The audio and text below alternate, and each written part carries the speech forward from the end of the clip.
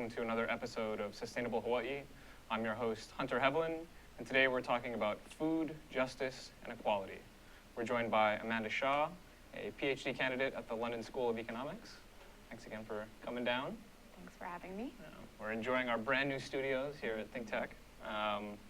So, food, justice, equality. I mean, these are really hot button issues.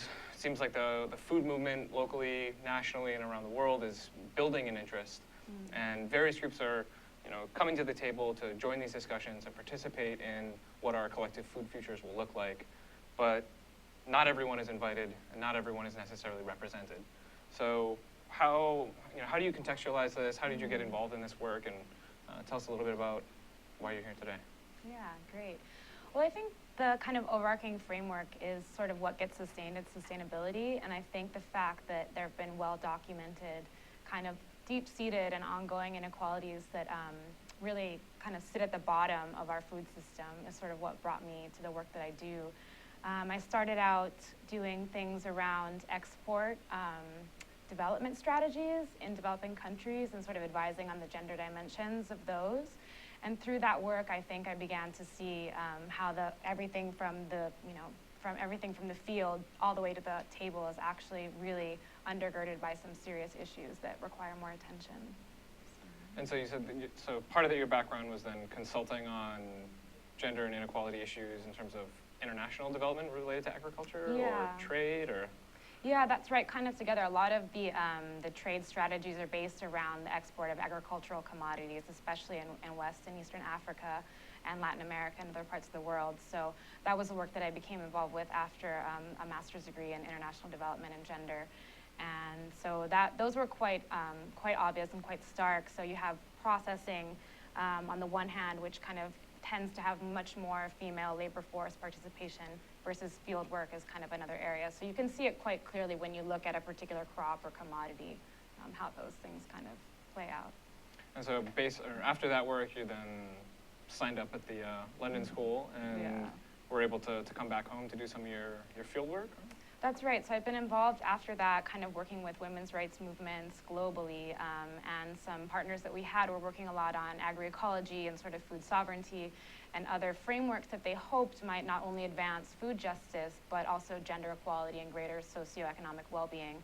And so we had been doing that work, which is more around social movements, and I started seeing a lot of parallels to things that could be happening in Hawaii, but I wasn't sure if they were. And so through a combination of kind of that development work where I learned about the kind of supply chains and the kinds of inequalities that were there, as well as the sort of justice movements kind of pursuing greater socioeconomic and gender justice, kind of wanted to combine those things and take a look at what was happening here in Hawaii. And do you have like a thesis you're operating from, or is it sort of an exploratory mission at this point? Or? Yeah, I do. So I'm about halfway through on my PhD, and the kind of framework is just that, kind of what gets sustained and sustainability, and looking particularly at the labor that goes into the food chain and examining that along the lines of gender, ethnicity, social class, and other kinds of differences. And so that's kind of a way to start thinking about what potential there is for pursuing greater equality, is kind of looking at what's here now. So from like a on-the-ground perspective then, what does this work entail?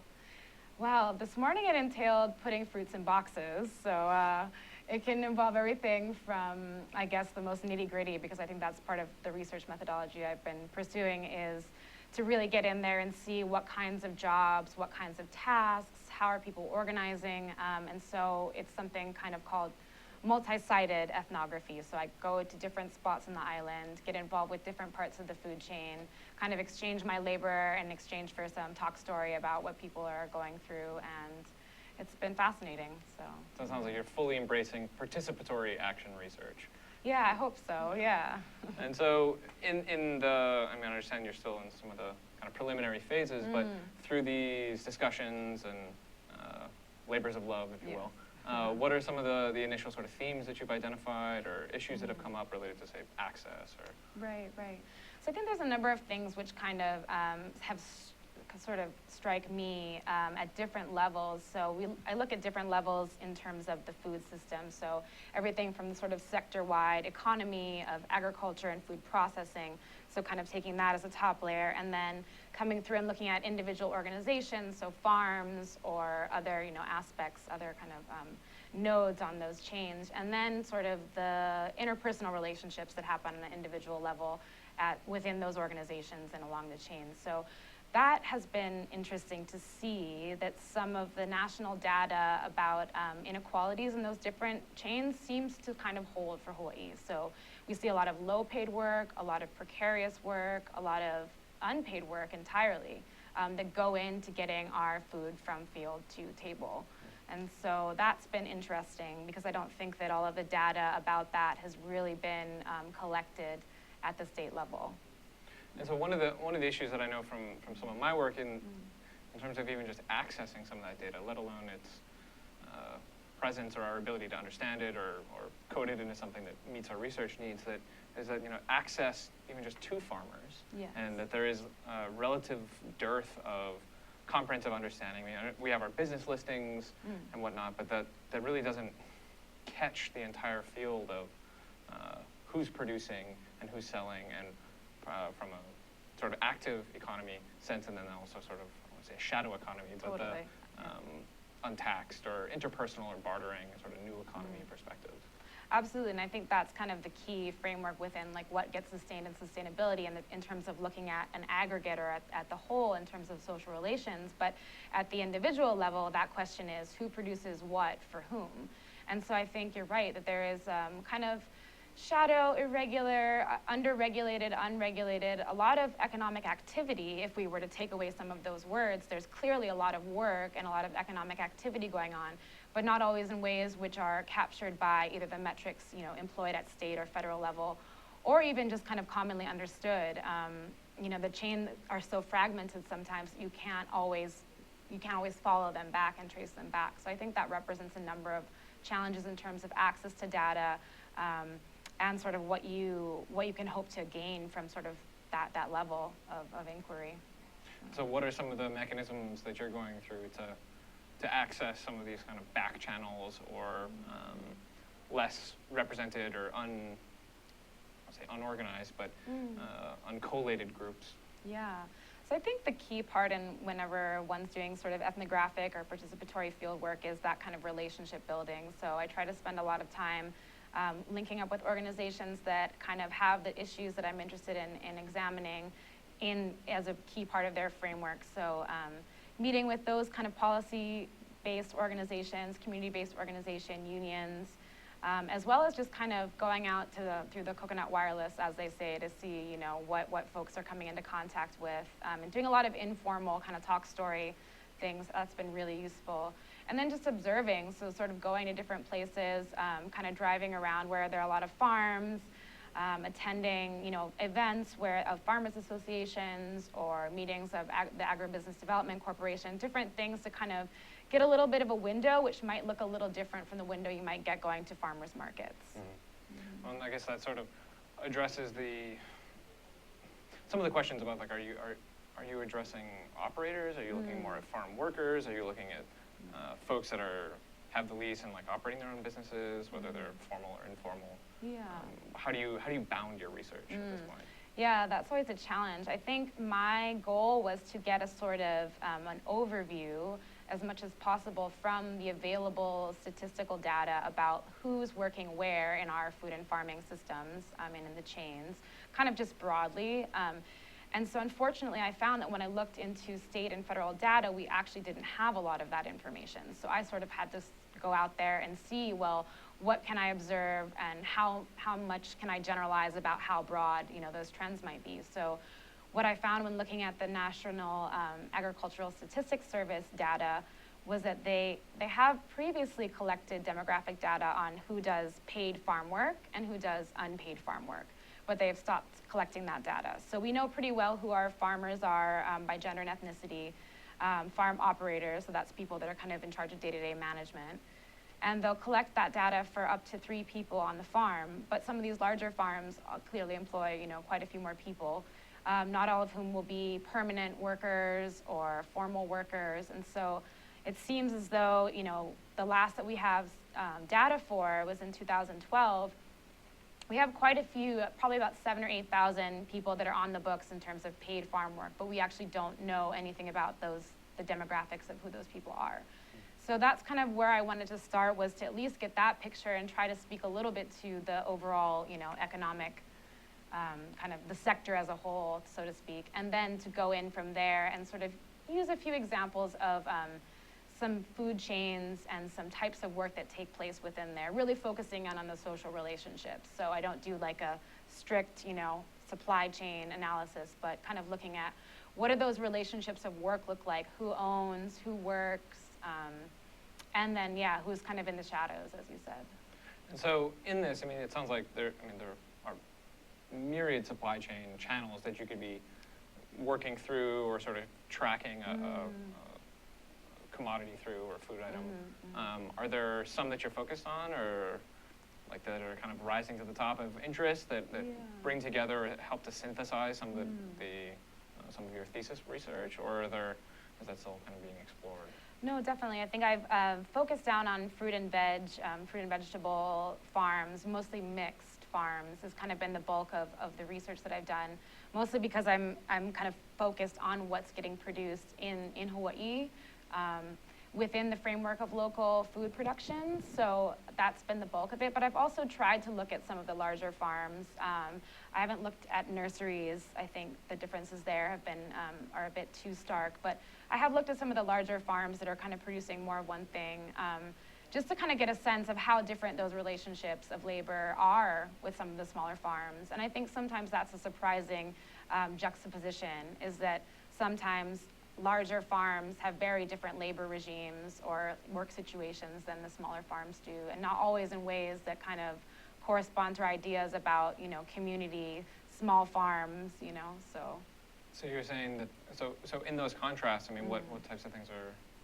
Well, one thing that I'm noticing is that sometimes the larger farms are able to provide higher wages and more benefits, and while that work may be a bit more segmented and kind of broken up and more mechanized, sometimes you see that work is better paid and kind of better covered, possibly higher standards for workforce protection and things like that. On the other hand, slightly smaller farms have a little bit more difficulty pursuing some of those policies and ensuring that worker safety and good wages are there, possibly also because, well, often because farmers and operators themselves are struggling. So I think there's a lot to unpack there, but I think that the labor picture is really key to understanding, you know, what kinds of practices really deliver on the promises of food economies. Well, and I think that often the case in the smaller farms is that farmer and operator are one and the same, right? So there isn't necessarily the levels of bureaucracy or administrative support, or in a few instances at least, like larger organizational support, whether locally or nationally, that's able to provide some of that organizational infrastructure that is able to deliver on some of the things that, you know, are very important, of insurances for people and crop and whatnot. Absolutely, and I think that's why ethnography has been an interesting way of trying to understand these differences, not just through what gets ticked on the box of like, have you got insurance, have you got, you know, what's your pay rate, but also to get at the qualitative differences between the kind of work that's taking place on some of these smaller practices.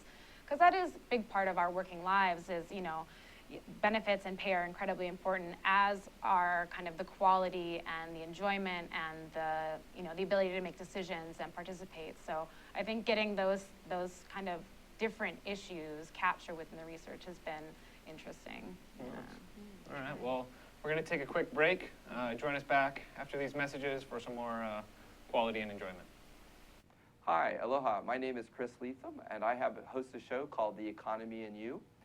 The show plays every Wednesday at noon, and on my show I bring on guests who are interested or working in the technology space, and so I'd like you to come and watch the show and learn with me about all the sort of exciting things that we're doing in Hawaii to build and grow our economy ecosystem.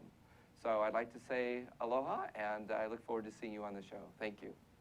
Hi, I'm Jay Fidel. That's Ted Ralston. You know, Ted is the host of Where the Road Leads. It shows every Friday from 4 to 5 p.m. It's about technology. It's about how people collaborating and solve problems with modern technology. It's where the road leads. We all know that. We should all be listening. Join us there, 4 to 5 p.m. every Friday. Now, what about that do you agree with? All of it. I knew he'd say that. Aloha. Say aloha. Aloha. Good. All right, aloha and welcome back to Sustainable Hawaii. I'm your host, Hunter Heaivilin. Today we're talking about food, justice, and equality. We're joined by Amanda Shaw, a Ph.D. candidate at the London School of Economics. So you were just waxing to us about some of the vast spectrum of things that are going on in our local supply chains and food product chains.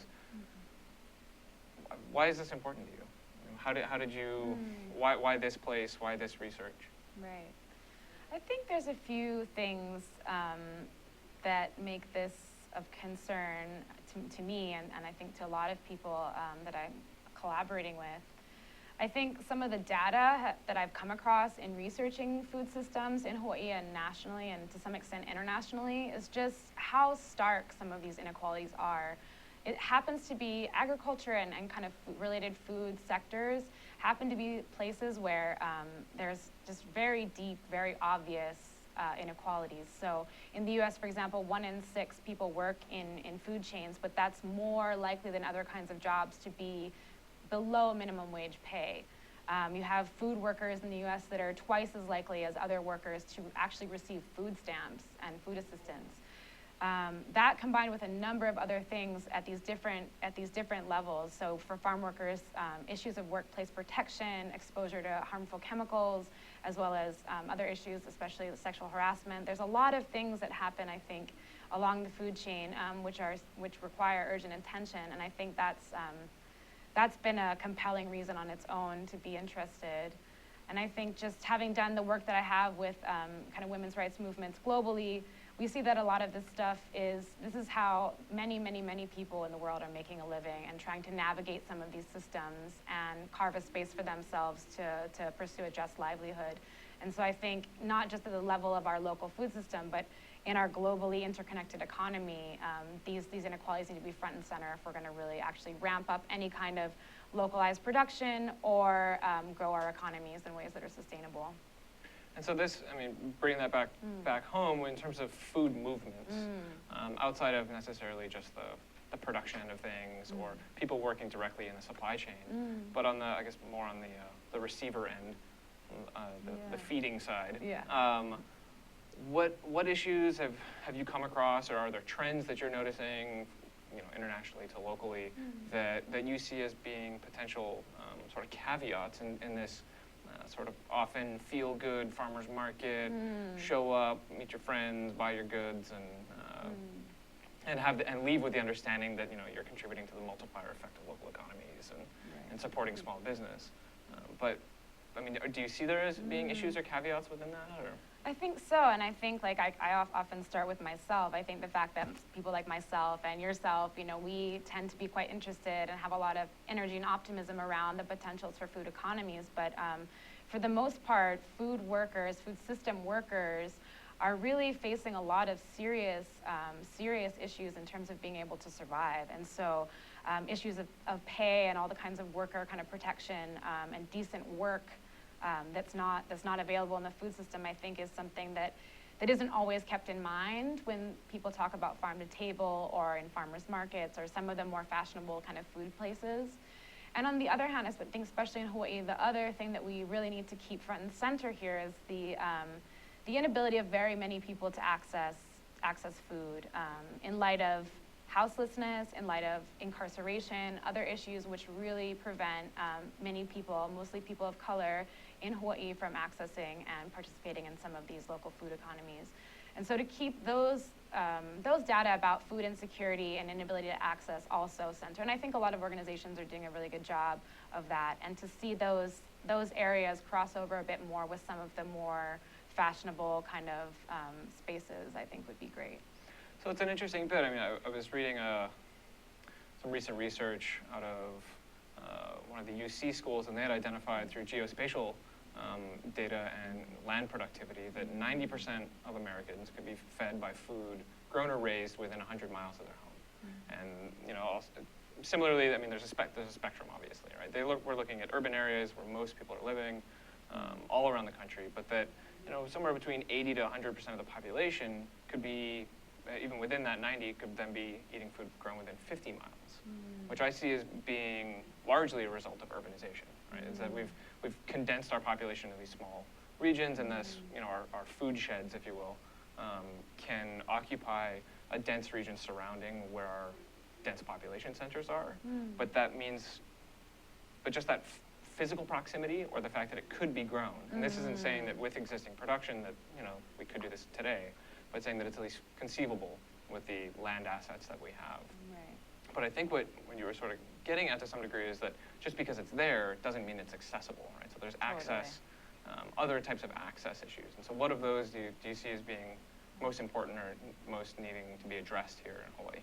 Yeah, absolutely. I think there's kind of two main issues that I would kind of strike with that area. In terms of, access itself, I think on the basis of households, as long as food access is determined through the market, people that don't have money are not going to be able to access that, no matter how close it is. And I think that it's been documented also that, certain retailers and businesses also make a profit on those kinds of dynamics as well, in that kind of political economy. But I think on the other side, and linked a little bit to my research, so you have those kind of overall households and communities that, don't have the funds to access things. But there's also the question of what we call intra-household inequality, which means that not everyone in the household will always have the same access to food or economic resources or the ability to make decisions. And so I think those two things are really important for ensuring that we include historically disadvantaged populations within these kinds of rubrics and studies about food access. Because without understanding, what kinds of communities historically don't have access to funding or funds or income or livelihoods that are just and sustainable, as well as an understanding of what's happening inside the home, then we can't really expect proximity to lead to much.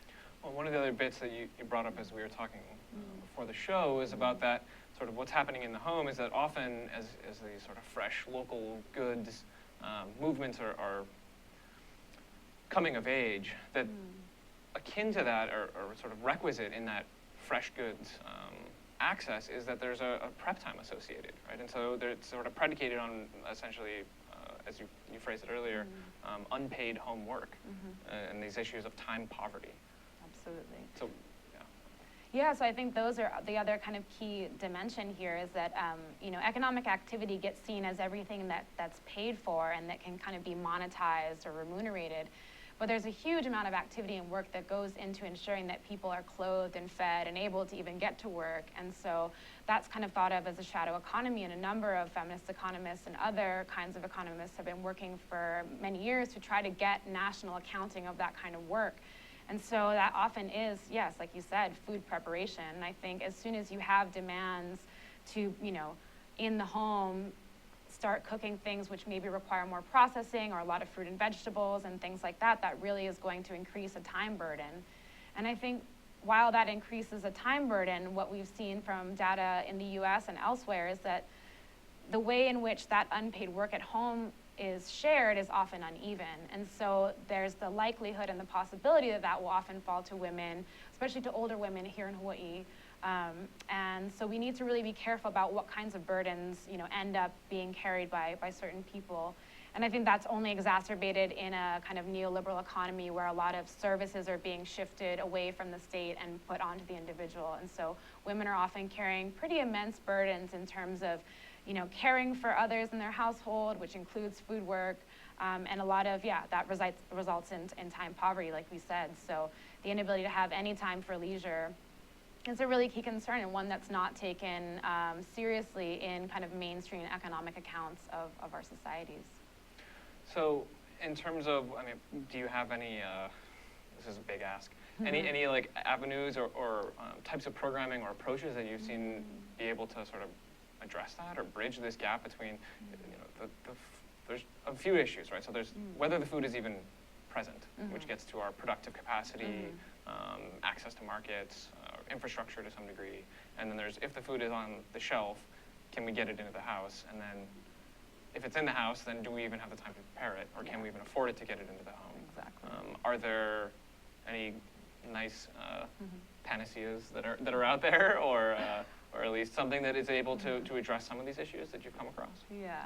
Well, I don't think there's any silver bullets, but I do think we could start with at least getting some of the data about what's actually happening. I think that's just a total requisite in terms of going forward, is we have to know who's working, what kind of work they're doing, and under what conditions in our present economy in order to make or promote any kinds of changes policy-wise. So I would like to see the data be recollected at the federal level in terms of who's doing paid and unpaid work. And I'd like to see them use a more accurate methodology, because I think that when you look at statistics about who those workers are, often it's migrant folks that may have, different documentation status. And so we know that the numbers that have previously been collected are probably actually double what they were. So I think there's a lot of people working under very precarious conditions, and so finding ways to find out about what's happening in ways to be able to support those people to obtain just livelihoods and decent work would be a huge starting point. So that could be at the level of data collection.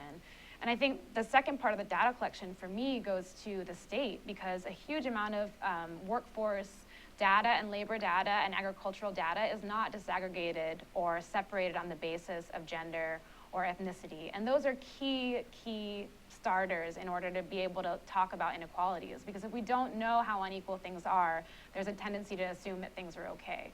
So I think those are, from the data side, really important. And I think on the policy side, there's a number of organizations that are working very hard to pursue higher minimum wage here in Hawaii, to pursue an agenda of decent work and livelihoods.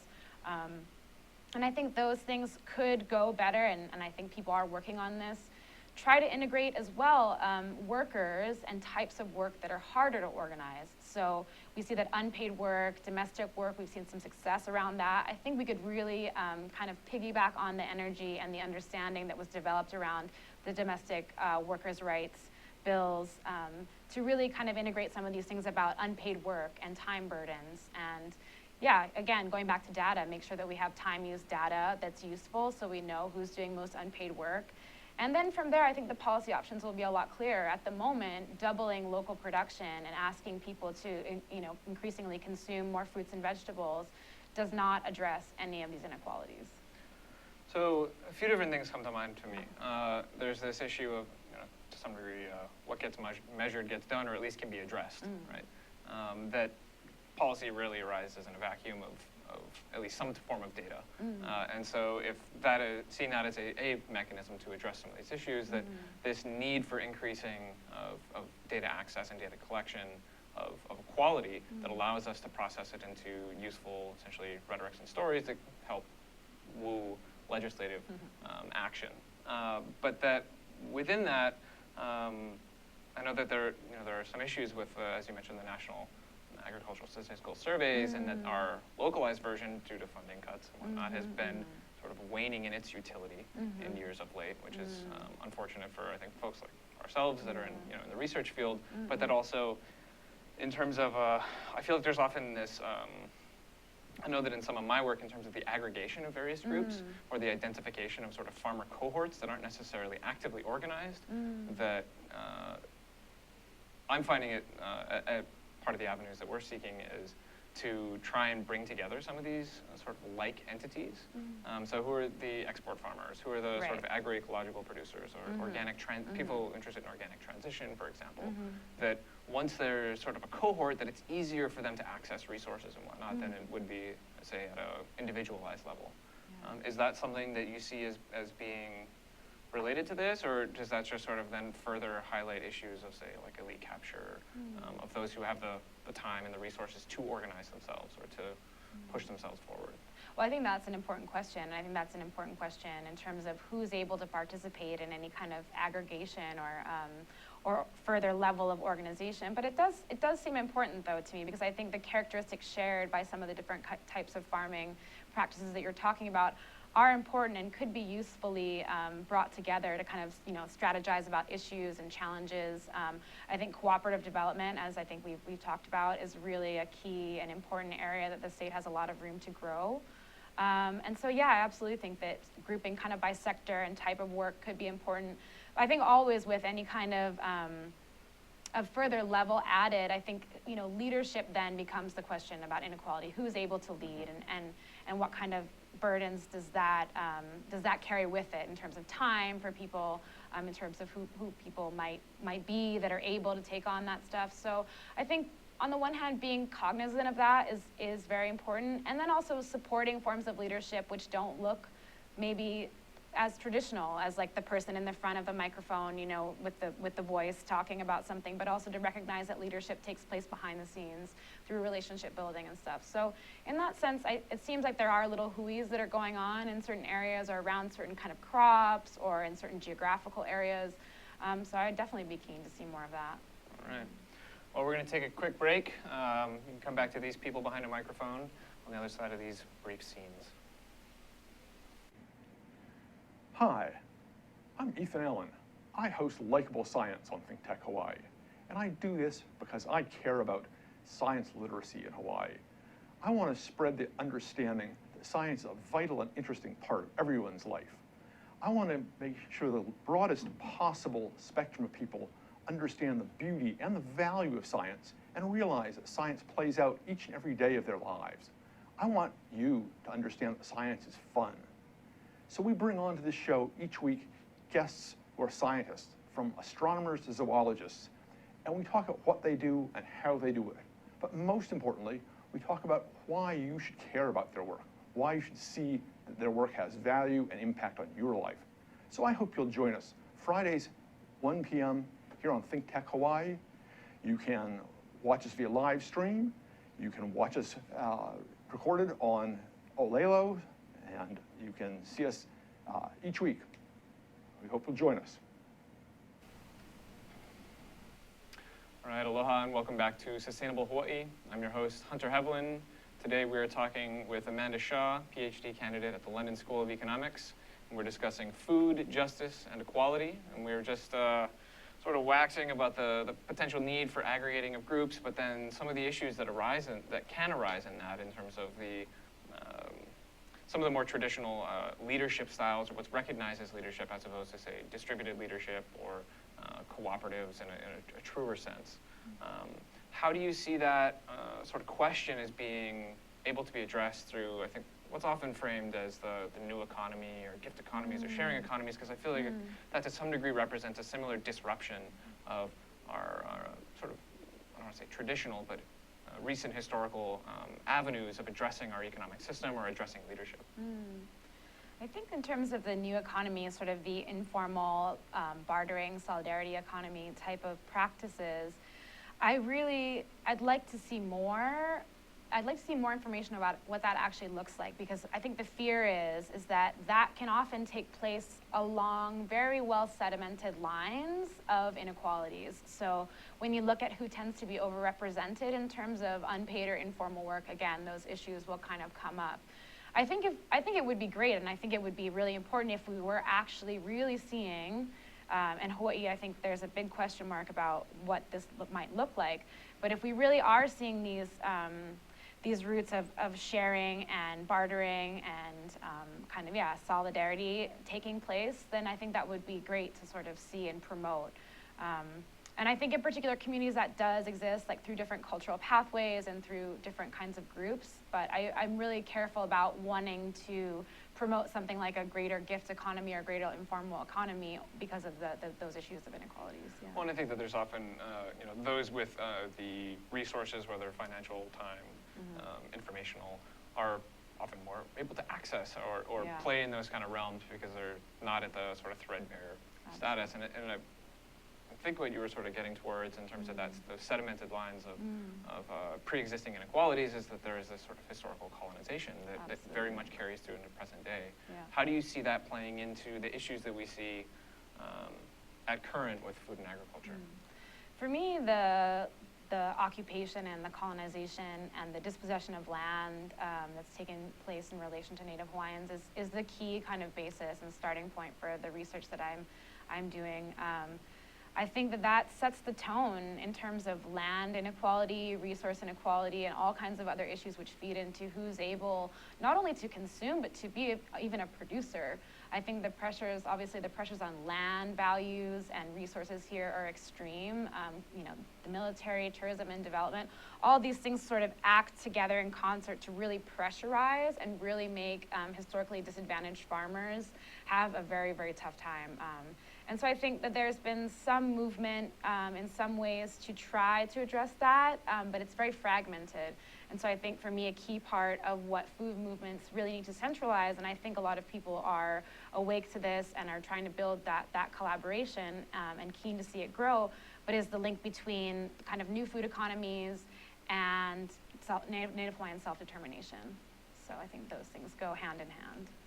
And so and one of the things that, in thinking about sort of the history of food here in the islands, is that when we think sort of pre-contact,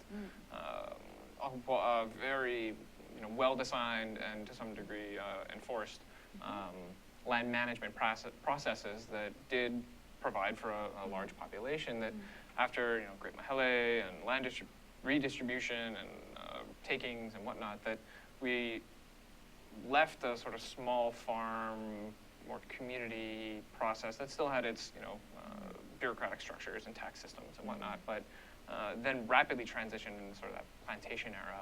And then as that sort of came and went and gave way to sort of just large tracts of land utilized or land banked for development or with shorter tenure periods for often larger scale farmers, and then now a lot of that being taken up by our seed industry, that in this growing, I would say, ideal, sort of collective ideal often of the small farm, of the family farm, that we don't have as much of that as a history here in the islands, I think particularly here on Oahu. I mean, there are patches of it that remain, but even many of those only arose in the past 40 years or so. But compared to, I would say, the density of small farming for a couple hundred years or whatnot, that we don't have as many of the models that have that operate as well in the political economy that we face here in the islands today. And so that issue of sort of modernization, when we don't necessarily have as much to tether it to, I think is one of the potential stumbling blocks that we face currently.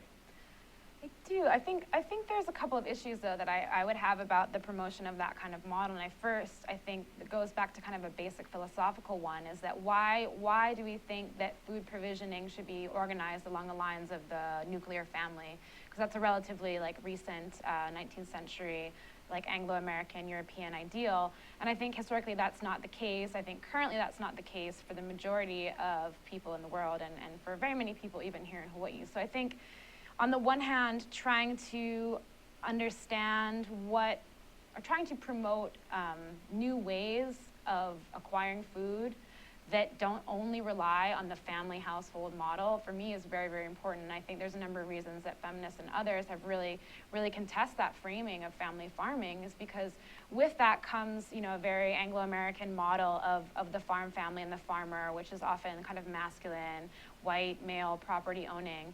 And I think, many, many people from different kinds of situations don't have the same ability to access land, capital, or resources in order to start a family farm. And again, I think you could take that back to also historical issues about, what do we mean by, property ownership and all of that. So I think I think what I find compelling and what I find really energizing about what's happening here in Hawaii is that there's very many places that are working collectively to revitalize and continue ahupua'a systems. I think Hei'ia, stuff that's happening there, in Kalihi, all kinds of places, really exciting work being done that is collective, that is trying to maybe revision and decolonize perspectives on food and farming. And I think that's the kind of work that I think is hopefully going to be more centralized in the food movements in the future. Yeah, I mean, I think you bring up a really interesting point, is that there's often in that idealized homestead model, is that it's who can actually access that, who has the resources to acquire that land, to have even housing on farmland or a house with land that could be farmed even. And that brings up for me, from sort of a planning and urbanism perspective, is that a dream that could ever be realized by a very large portion of the population? And if not, how do we explore, or what are the collective models that we can